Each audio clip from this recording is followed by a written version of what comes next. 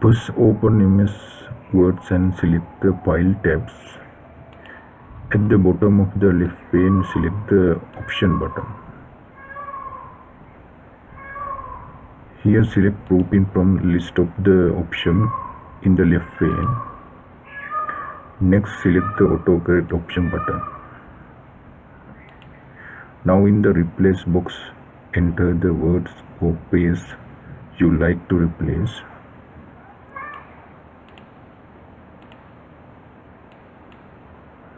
In the width box, enter the replacement word, then click Add.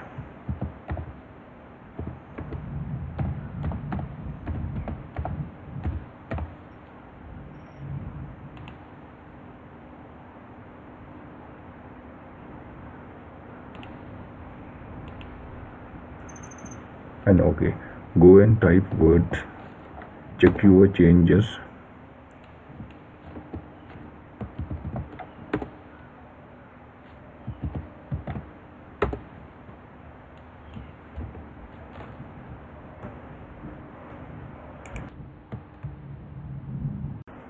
Please like and subscribe my channel.